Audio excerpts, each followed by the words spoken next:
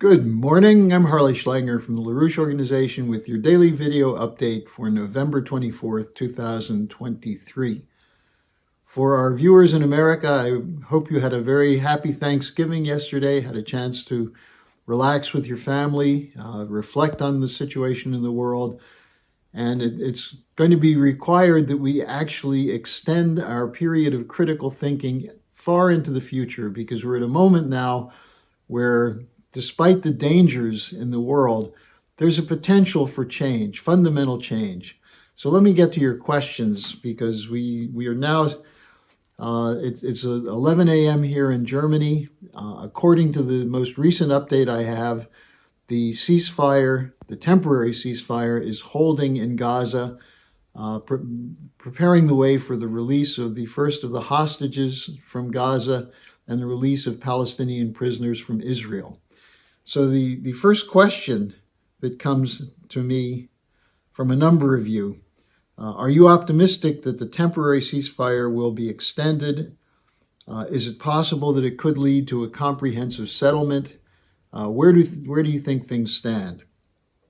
Well, the most important thing, there's been enormous pressure put on the Netanyahu government to stop the killing in Gaza. The world community as a whole is speaking out through the UN, through organizations such as the BRICS. The BRICS just had an emergency video conference on this 2 days ago, which included many heads of state. You have the Organization of Islamic Cooperation and the Arab League, with foreign ministers on a tour of capitals of the major countries of the world. There are demonstrations all over the world, people speaking out in Israel against the continuation of the war and the insanity of carrying out a policy of revenge as an act of statecraft. So there's been enormous pressure put on the Netanyahu government, which I think is why this temporary ceasefire took place. Now, the efforts will continue. China is going to continue to lead a push in the United Nations for a comprehensive peace conference. The same is true of what the Russian government, Sergei Lavrov, has spoken about this. And there's also a growing sense in sections of Europe of the need for a settlement to this crisis, not just a short-term ceasefire, but to resolve the conditions that led to it, namely the continued occupation by Israel of certain territories, the grabbing of land in the West Bank and the Golan Heights, the lack of freedom for the Palestinians. So there are a lot of questions that have to be resolved. Now, am I optimistic that this will hold? I think over the 4 days, we'll probably see some sporadic gunfire and maybe a few violations, but I think the prisoner exchange and hostage exchange will take place. Hopefully, there'll be more humanitarian aid that gets into the people of Gaza. However, I'm not optimistic for the extension of this to a longer-term agreement, because of the statements made by Benjamin Netanyahu, by Defense Minister Gallant, and especially the radical extremists in the government and in the Knesset, who are insisting that this is the opportunity to ethnically cleanse Gaza, to drive the Palestinians out. This was a subject of discussion between Biden and the president of Egypt yesterday, where Biden reiterated that there should be no removal of Palestinians. Netanyahu has at times said that this would be the opportunity to do that, to get them out completely. So the pressure that's continued, or that has brought this temporary stop in fighting, that pressure has to continue. And that means more demonstrations. That means more discussion. But we have to also be realistic and look at the other part of this.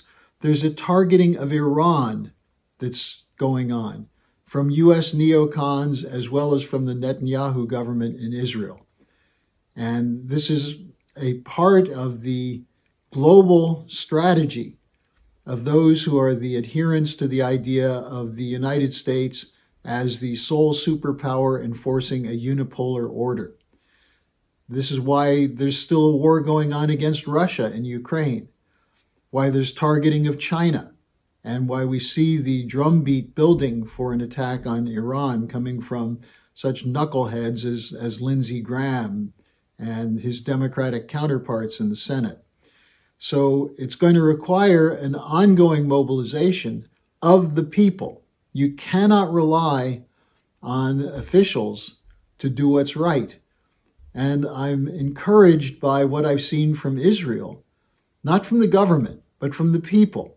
The march by the families of those who are being held by Hamas, who called on the Netanyahu government to reach an agreement to have them released, who blame Netanyahu for what happened on October 7th, at least blame him for the drop in security, the so-called intelligence failure.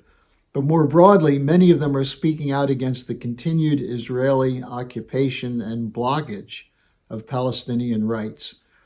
So if there's going to be an extended period of peace, it requires a policy like LaRouche's Oasis Plan, the carrying out of the original economic annexes of the Oslo Accord. And how is that going to happen? International mobilization. And let me invite you again to the online conference of the International Peace Coalition that will take place this Sunday, November 26th, at 11 a.m. Eastern Time in the United States. You can go to the link in the description section to register for the conference. The two major speakers will be Helga Zepp-LaRouche and former CIA veteran Ray McGovern. Your participation would be extremely important, especially if you share it and bring other people to the discussion. There'll be many other speakers, and at the end we'll be showing a very powerful documentary about what happened to Hiroshima in August 1945, which was produced and directed by the daughter of a survivor of the nuclear attack on Hiroshima. So again, register for the conference, participate, bring your friends, bring your family members. We have to keep up the pressure, because if you think you can rely on the war hawks to back off because of the danger of an extended war, forget it. That's what they're shooting for. That's what they intend. That's the policy behind Biden, behind NATO, and behind Netanyahu. So it's going to require an increased mobilization on the part of the people of the world if we're going to have a comprehensive peace. Now, the conference is titled No More War Crimes, Economic Development, Not Depopulation. So sign up for it as soon as you're done watching this video. Now, a question came in from Thomas, who wrote about the role that China is playing in the world. And he said, given what China is doing, why are there so many attacks on China in the Western media? Well, this is the war party. You know, it doesn't matter that China has indicated its desire to apply the principles that have led to the lifting of 800 million people in China out of poverty, to apply that to the rest of the global South through expanding the Belt and Road Initiative, which is not an imperial policy. It's a policy of providing nations with what they need: power, transportation. I was going to say connectivity, but the ability to have corridors of economic development. That's what the Belt and Road Initiative is. That's modeled on the American transcontinental railroad that connected the two coasts of the United States. This has been the dream for many, many decades, that the same thing could be done to connect Europe from the Atlantic to the Urals to the Pacific. This was the idea originally behind the Berlin to Baghdad Railroad. These were not imperialist schemes. These were part of an advance of civilization. to allow for a dialogue among cultures through trade as well as cultural exchange. That's what China's doing. So when you ask why is there this hostility to China, it's because China is playing a leading role in inspiring nations of the global South to go back to the principles of the immediate post-World War II period of the non-aligned movement, the idea that the world should not be divided into two blocks or three blocks that are hostile, that are not just competing, but are on the edge of war. Instead, why not work together? Why not collaborate for the benefit of the other? That's the principle that's behind the Chinese Belt and Road Initiative. And people who are attacking it as a debt trap have no idea what they're talking about. In fact, you could say not only are they out of reality, they're out of their minds. You want to see a debt trap? Look what the West has done to Argentina with the International Monetary Fund. Look at the unpayable debt that's been imposed on the nations of Africa, who have been supplying cheap raw materials to the global North. And what do they get from it? Increased indebtedness and lectures on the need to accept the transgender agenda. So the countries of the global South are emerging now as sovereign nations speaking for themselves, carrying out agreements with the BRICS for gas pipelines, for nuclear power plant construction, and so on.